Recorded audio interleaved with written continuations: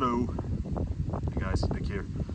I'm a clinical mental health counselor out here on a frigid day out here on a frigid day in New Hampshire. I'm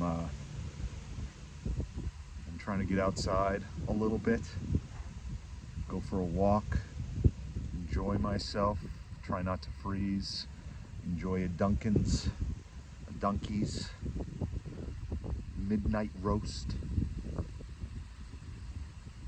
I want to make a quick video on process over perfection.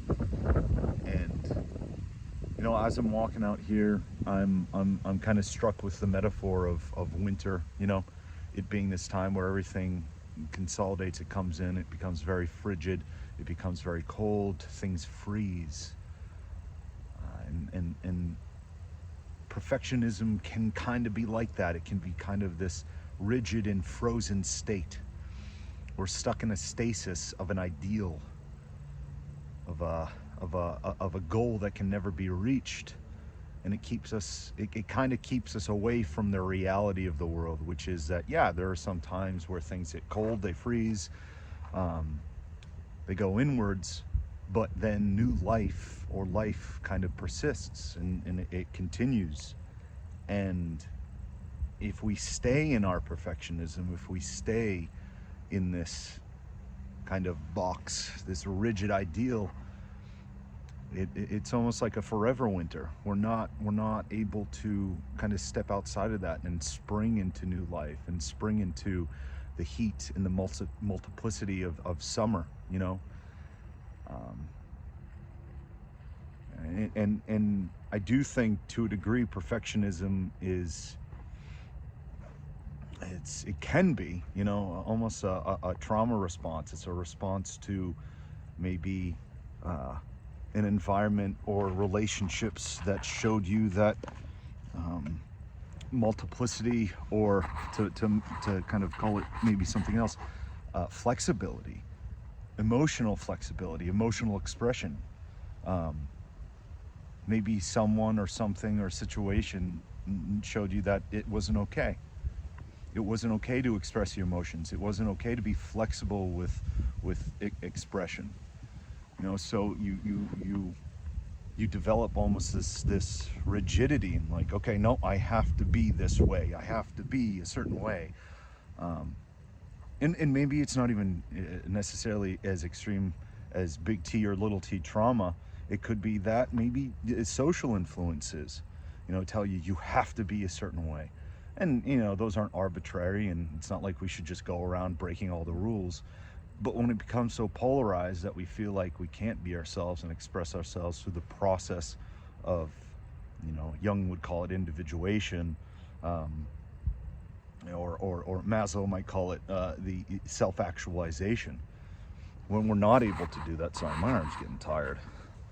I keep on flip-flopping back and forth. You can kind of see my orange glove there. When we're not able to do that, when we're not able to engage with the process of our lives, and we get caught up in the perfectionism, yeah, that's a rough one.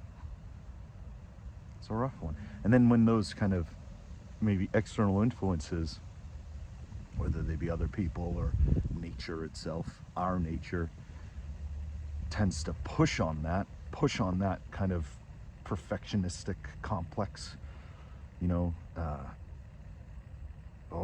it's a challenge to the idea of what we need to be, or that part of us that believes that we need to be a certain way, and that can be really difficult to handle. You know, if we're stuck in this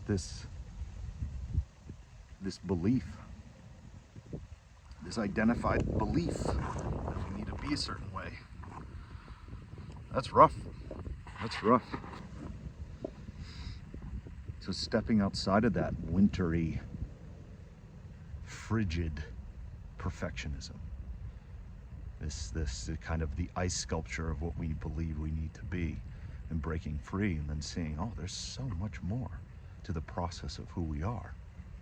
Oh shit. But it's challenging. It's challenging.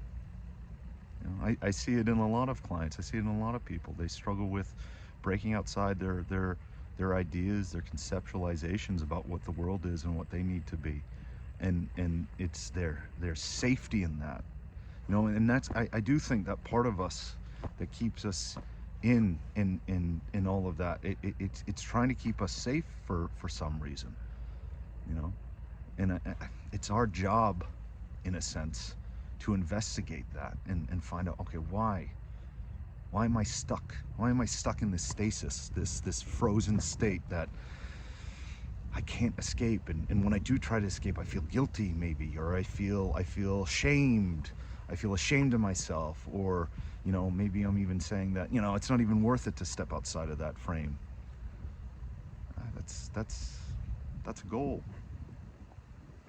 So yeah, quick video, process over perfection. Maybe I'll talk a little bit about it more later on, but it kind of just struck me now as I'm walking amongst this frozen lake, and it's 20 degrees, but the wind makes it feel like 8 right now, Fahrenheit.